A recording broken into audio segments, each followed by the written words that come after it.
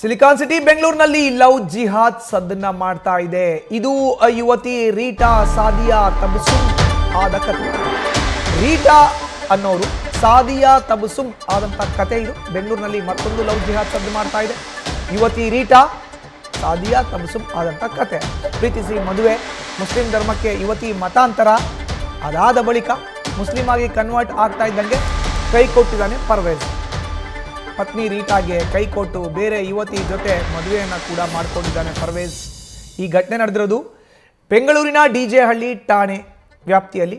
DJ ಹಳ್ಳಿ ಠಾಣೆಗೆ ದೂರನ್ನ ಕೊಟ್ಟರು ಕ್ಯಾರೆ ಅಂತ ಇಲ್ಲ ಪರ್ವೇಜ್. ಡಿಜಿ ಐಜಿ ಜೊತೆಗೆ ಬೆಂಗಳೂರು ಪೊಲೀಸ್ ಕಮಿಷನರ್ಗೂ ಕೂಡ ದೂರನ್ನ ಕೊಟ್ಟು ನ್ಯಾಯ ಒದಗಿಸುವಂತೆ ಸಂತ್ರಸ್ತ ಯುವತಿ ಕಣ್ಣೀರನ್ನು ಹಾಕ್ತಾ ಇದ್ದಾರೆ. ಅರ್ಥಾತ್ ರೀಟಾ ಈಗ ಕಣ್ಣೀರನ್ನು ಹಾಕ್ತಾ ಇದ್ದಾರೆ.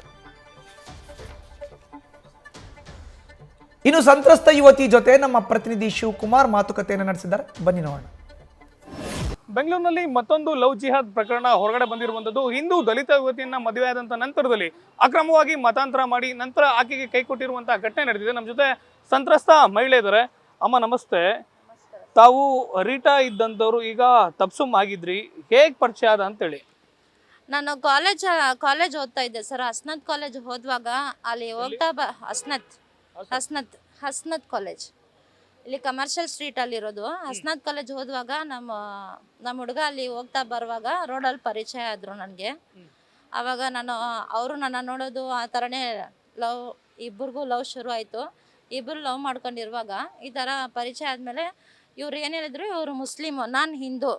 ನಾನು ಆವಾಗ ಥಿಂಕ್ ಮಾಡಿದೆ ಸರ್, ಇಲ್ಲ ನಾನು ಮುಸ್ಲಿಮಲ್ಲಿ ಈ ಥರ ಹೋದರೆ ಅವ್ರದ್ರಲ್ಲಿ ಕುರಾನೆಲ್ಲ ಓದಬೇಕು, ಇದು ಮಾಡಬೇಕು ಅಂತೇಳ್ಬಿಟ್ಟು ನಾನು ಅವ್ರಿಗೆ ಹೇಳಿದ್ದೆ. ಬಟ್ ಅವ್ರು ಏನು ಹೇಳಿದ್ರು ಅಂದರೆ, ಫಸ್ಟು ನೀನು ಮುಸ್ಲಿಮಲ್ಲಿ ಕನ್ವರ್ಟ್ ಮಾಡಿದ್ರೇ ನಾನು ನಿನ್ನ ಜೊತೆ ಮದುವೆ ಆಗೋದು, ಇಲ್ಲಾಂದರೆ ಮದುವೆ ಮಾಡೋಕ್ಕಾಗಲ್ಲ. ನೀನು ಮುಸ್ಲಿಮ್ಗೆ ಕನ್ವರ್ಟ್ ಮಾಡಿ ಆದಮೇಲೆ ನೀನು ಕುರಾನು ಇದೆಲ್ಲ ಓದಬೇಕು ಅಂತ ಹೇಳುವಾಗ ನನಗೆ ಉರ್ದು ಬರಲ್ಲ. ನನಗೆ ಅವಾಗ ಎಷ್ಟು ಮುಸ್ಲಿಮ್ ಲ್ಯಾಂಗ್ವೇಜು ನನಗೆ ಬರ್ತಾ ಇದ್ದಿಲ್ಲ.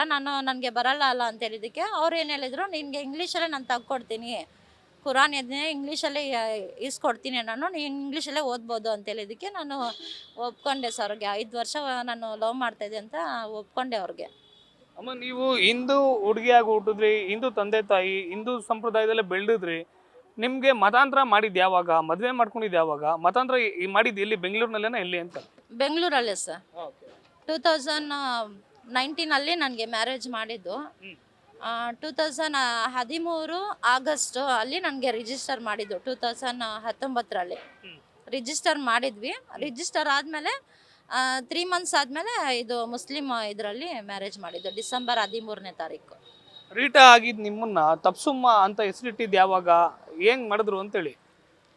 ಅವರು ಇಸ್ಲಾಮಿಕಲ್ಲಿ ಅವ್ರು ಇದು ಮಾಡ್ಬೇಕಂತೇಳ್ಬಿಟ್ಟು ರಿಜಿಸ್ಟರ್ ಆದಮೇಲೆ ನಾವು ಲಾಯರ್ ಹತ್ರ ಈ ಥರ ಸುಟ್ಬಿಟ್ಟು ಒಂದು 3 ಮಂತ್ಸ್ ಆದಮೇಲೆ ಅವರು ಹೆಸರೆಲ್ಲ ಚೇಂಜ್ ಮಾಡಿಸಿ ಆಮೇಲೆ ಮುಸ್ಲಿಮ್ಗೆ ಕನ್ವರ್ಟ್ ಮಾಡಿಸಿ ಇವರು ಮಾಡಿರೋದು ಮದುವೆ. ಇಬ್ರು ಮಕ್ಳಿದ್ದಾರೆ, ಮದುವೆ ಆಗಿ ಎಷ್ಟು ವರ್ಷ ಆಯ್ತು? ನಿಮ್ಮ ಗಂಡ ಯಾಕೆ ಲವ್ ಮಾಡಿ ಮದುವೆ ಮಾಡ್ಕೋತಾನೆ, ಕನ್ವರ್ಟ್ ಮಾಡ್ತಾನೆ, ರೀಟಾ ಆಗಿದ್ದನ್ನ ತಪ್ಸು ಮಾಡ್ತಾನೆ, ಆದ್ರೆ ನಿಮ್ಮನ್ನು ಬಿಟ್ಟೋಗಿದ್ದು ಯಾಕೆ ಅಂತ? ಚೆನ್ನಾಗೇ ಇದ್ರು ಸರ್ ಅವರು. 1 ವರ್ಷ ಚೆನ್ನಾಗಿದ್ರು. ನನಗೆ ಹೆಣ್ಮಗು ಆಯಿತು. 1 ಇಯರ್ ಚೆನ್ನಾಗೇ ನೋಡ್ಕೊಂಡಿದ್ರು ಅವರು. ಆಮೇಲೆ 1 ಇಯರ್ ಆದಮೇಲೆ ಅವರು ನನಗೆ ಸ್ವಲ್ಪ ಸಾಲ ಇದೆ, ಎಲ್ಲೋ ಸಾಲಕ್ಕೆ ಹಾಕಿದ್ರು ಅವರು, ಏನೋ ಲಾಸ್ ಆಯಿತು ಹಂಗೆ ಹಿಂಗೆ ಅಂತ ಹೇಳುವಾಗ ನಾನು ಮನೇಲಿರೋ ಒಡವೆ, ನನ್ನ ಮದುವೆಗೆ ಏನೆಲ್ಲ ಕೊಟ್ಟರು ಅದೆಲ್ಲ ಒಡವೆನೂ ಕೊಟ್ಟೆ ಅವ್ರಿಗೆ. ಎಲ್ಲನೂ ಅವರು ಇಸ್ಕೊಂಡು ಇದು ಮಾಡಿಬಿಟ್ರು. ನಾನು ಅದನ್ನು ಹೋಗಿಲ್ಲ, ಏನೋ ಸಾಲ ಇದೆ ಅಂತ ಹೇಳ್ಬಿಟ್ಟು ಸ್ವಲ್ಪ ಪ್ರಾಬ್ಲಮ್ಸ್ ಬರ್ತಾಯಿತ್ತು ಮನೆಯಲ್ಲಿ. ನಮ್ಮ ಮನೇಲಿ ಅವ್ರ ಮನೆಯಲ್ಲಿ ಕರೆಸಿ ಮಾತಾಡೋದು. ನಮ್ಮ ಚಿಕ್ಕಮ್ಮ ಅವರು ಮನೆಗೆ ಬರುವಾಗ, ಇಲ್ಲ ನಮಗೆ ಸಾಲ ಇದೆ, ಸ್ವಲ್ಪ ನಾನು ಟೆನ್ಷನಲ್ಲಿದ್ದೀನಿ, ನನ್ನ ಸ್ವಲ್ಪ ದಿನ ಬಿಟ್ಬಿಡಿ ಹಂಗೆ ಹಿಂಗೆ ಅಂತ ಹೇಳಿಕ್ಕೆ ನಮ್ಮ ಚಿಕ್ಕಮ್ಮ ಅವರೆಲ್ಲ ಬಂದು ಮನೇಲಿ ಕೂತ್ಕೊಂಡು ಆವಾಗವಾಗ ಪ್ರಾಬ್ಲಮ್ಸ್ ಬರುವಾಗ ಮಾತಾಡುವಾಗೂ ಅವ್ರು ಏನು ಹೇಳಿಲ್ಲ ಸರ್. ಪ್ರಾಬ್ಲಮ್ಸ್ ಇರುವಾಗ ನಾವು ಸೈಲೆಂಟ್ ಆಗಿಬಿಟ್ವಿ. ಅಲ್ಲಮ್ಮ, ನೀವು ಯಾವ ಊರು ಮೂಲತಃ? ನಿಮ್ಮ ಯಜಮಾನ್ರು ಯಾವ ಊರು? ಪರ್ವೇಜ್ ಎಲ್ಲಿನವರು, ನೀವು ಎಲ್ಲಿನವರು? ನಾವು ಇಲ್ಲೇ ಬ್ಯಾಂಗ್ಳೂರಲ್ಲಿ ಇರೋದು ಸರ್. ನಾನು ಕಾಕ್ಸ್ಟೋನ್ ಜೀವನಲ್ಲಿ ಅಲ್ಲಿದ್ದು ಮದುವೆಗೆ ಮುಂಚೆ. ಇವಾಗ ಮದುವೆ ಆದಮೇಲೆ ನಾನು ಡಿಜೆ ಹಳ್ಳಿಯಲ್ಲಿ ನಮ್ಮ ಹಸ್ಬೆಂಡ್ ಮನೆ ಇರೋದು. ಇವರು ಪರ್ವೀಸ್ ಅವರು ಡಿಜೆ ಹಳ್ಳಿಯಲ್ಲೇ ಇರೋದು. ಇವಾಗ ನೀವು ಹಿಂದೂ ಯುವತಿ ರೀಟಾ ಆಗಿ ಕಂಪ್ಲೇಂಟ್ ಕೊಟ್ಟಿದ್ದೀರಾ, ತಪ್ಸುಮ್ ಆಗಿ ಕಂಪ್ಲೇಂಟ್ ಕೊಡ್ತಾ ಇದ್ದೀರಾ? ನಿಮ್ಮ ಡಿಮ್ಯಾಂಡ್ ಏನಮ್ಮ ಲಾಸ್ಟ್ ಆಗಿ? ಇಲ್ಲ ಸರ್, ನಾನು ಹಿಂದೂ ಆಗೇ ಕಂಪ್ಲೇಂಟ್ ಕೊಟ್ಟಿರೋದು. ಯಾಕಂದರೆ ಇವಾಗ ನನಗಾಗಿರೋ ಈ ಥರ ನಾನು ಹಿಂದೂಸ್ ಕ್ಯಾಸ್ಟ್ನ ನಾನು ಎಲ್ಲ ಬಿಟ್ಟು ನಾನು ಇವ್ರಿಗೆ ಮುಸ್ಲಿಮಲ್ಲಿ ನಾನು ಒಪ್ಪಿಗೆ ಮಾಡಿಕೊಂಡು ಮದುವೆ ಮಾಡ್ಕೊಂಡಿದ್ದೀನಿ. ಇವಾಗ ನನಗೆ 2 ಮಕ್ಕಳನ್ನ ಕೊಟ್ಬಿಟ್ಟು ಈ ಥರ ಮೋಸ ಮಾಡಿಬಿಟ್ಟಿದ್ದಾರೆ ಅವರು. ನಾನು ಇವಾಗಲೂ ಅವ್ರ ಮೇಲೆ ಏನು ಹೇಳ್ತಾ ಇಲ್ಲ. ನಮ್ಮ ಗಂಡ ನನಗೆ ಬೇಕು ಅಂತಲೇ ನಾನು ಇಲ್ಲಿವರೆಗೂ ನಾನು ಇದು ಮಾಡ್ತಾ ಇರೋದು. ನನ್ನ ಮಕ್ಕಳಿಗೆ ಅವ್ರ ಅಪ್ಪ ಬೇಕು. ಇವಾಗ 2 ಮಂತ್ಸಿಂದ ಅವ್ರ ಮನೆಗೂ ಬರ್ತಾ ಇಲ್ಲ ಸರ್. ನಾನು ಇವಾಗ ಇಲ್ಲಿ ಒಂದೇ ಕೇಳೋದು ಸರ್, ನಮ್ಮ ಗಂಡ ನನಗೆ ಬೇಕು, ಆ ಹೆಂಗ್ಸ್ನ ಬಿಟ್ಟು ಬರಬೇಕು ನಿಮ್ಮ ಅಂತ. ಡಾಕ್ಯುಮೆಂಟ್ಸ್ಗಳು ಏನಾದ್ರು ಚೇಂಜ್ ಆಗಿದೆಯಾ ಅಥವಾ ಮೊದಲು ನಿಮ್ಮ ಏನು ಹಿಂದೂ ಧರ್ಮದಲ್ಲಿ ಯುವತಿ ಆಗಿದ್ರಿ, ನಿಮ್ಮ ಹೆಸರು ನಿಮ್ಮ ಡಾಕ್ಯುಮೆಂಟ್ಸು ಅದನ್ನ ಚೇಂಜ್ ಮಾಡ್ಸೋಕೆ ಕೆಲ್ಸಗಳಾಗಿದ್ಯಾ? ಅಂದ್ರೆ ನಿಮಗೆ ರೀಟಾ ಅನ್ನೋ ಹೆಸರಲ್ಲಿ ಆಧಾರ್ ಕಾರ್ಡ್ ಇರುತ್ತೆ, ನಂತರ ಅದನ್ನ ಚೇಂಜ್ ಆಯ್ತಾ ತಪ್ಸು ಆದ್ಮೇಲೆ ಅಂತ? ಇಲ್ಲ ಸರ್, ಅದು ಫಸ್ಟ್ ಇವಾಗ ಮ್ಯಾರೇಜ್ಗೆ ಎಲ್ಲ ಚೇಂಜ್ ಮಾಡಬೇಕು ಅಂತ ಹೇಳ್ಬಿಟ್ಟು ಇವರು ಸಾದಿಯಾ ತಬಸ್ಸಮ್ಗೆ ಎಲ್ಲ ನನ್ನ ಡಾಕ್ಯುಮೆಂಟ್ಸ್ ಚೇಂಜ್ ಮಾಡಿದ್ದಾರೆ. ರೀಟಾಯಿಂದ ಸಾದಿಯಾ ತಬಸ್ಸಮ್ಗೆ ಚೇಂಜ್ ಮಾಡಿದ್ದಾರೆ, ಆಧಾರ್ ಕಾರ್ಡು, ಪ್ಯಾನ್ ಕಾರ್ಡ್ ಎಲ್ಲ. ನಮ್ಮ ಜೊತೆ ರೀಟಾ ಅವರ ವಕೀಲರು ಕೂಡ ಇದ್ದಾರೆ. ಅಲ್ಲಿ ಸ್ಥಳೀಯ ಪೊಲೀಸ್ ಸ್ಟೇಷನ್ಗೆ ಹೋಗಿ ದೂರನ್ನ ಕೊಡ್ಲಿಕ್ಕೆ ಹೋದಂಥ ಸಂದರ್ಭದಲ್ಲಿ ದೂರನ್ನ ತಗೊಂಡಿಲ್ಲ ಅಂತೇಳಿ ಪೊಲೀಸ್ ಕಮಿಷನರ್ ಕಚೇರಿಗೆ ಬಂದಿದ್ದಾರೆ. ಅವ್ರನ್ನ ಮಾತಾಡ್ಸೋಗ್ತೀನಿ. ಸರ್, ಅಂದ್ರೆ ಲೋಕಲ್ ಸ್ಟೇಷನಲ್ಲಿ ಯಾಕೆ ಕಂಪ್ಲೇಂಟ್ ತಗೊಂಡಿಲ್ಲ, ನೀವು ಯಾಕೆ ಇಲ್ಲಿ ಕಮಿಷನರ್ ಕಚೇರಿಗೆ ಬಂದ್ರಿ ಅಂತ? ಸೊ ಆಗಲೇ ನೋಡಿ, ನಮ್ಮ ಕ್ಲೈಂಟ್ ರೀಟಾ ಅಂತ ಇವ್ರ ಹೆಸರು. ಇವರು ಒಂದು 2019ನಲ್ಲಿ ಒಬ್ಬ ಹುಡುಗ ಮದುವೆ ಮಾಡ್ಕೋತಾನೆ. ಅವನ ಹೆಸರು ಪರ್ವೀಸ್ ಅಂತು, ಮುಸ್ಲಿಂ ಒಬ್ಬ. ಅವನು ಎಲ್ಲ ಆಸೆ ಎಲ್ಲ ತೋರಿಸ್ಬಿಟ್ಟು ನಾನು ಮದುವೆ ಮಾಡಿಸ್ಕೊಂಡು ನಿಮ್ಗೆ ಕನ್ವರ್ಟ್ ಮಾಡಲ್ಲ ಅಂತ ಹೇಳ್ತಾನೆ.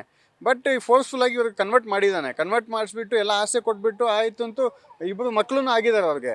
ಹಾಗೆ ಈಗ 4 ತಿಂಗಳ ಹಿಂದೆ ಇನ್ನೊಂದು ಲೇಡಿಗೆ ಇದು ಮದುವೆ ಮಾಡ್ಕೊಂಡಿದ್ದಾನೆ, ಮುಸ್ಲಿಂ ಲೇಡಿಗೆ ಮದುವೆ ಮಾಡ್ಕೊತಾನೆ. ಮದುವೆ ಮಾಡಿಸಿ ಇವ್ರಿಗೆ ಬಿಟ್ಬಿಟ್ಟಿದ್ದಾರೆ.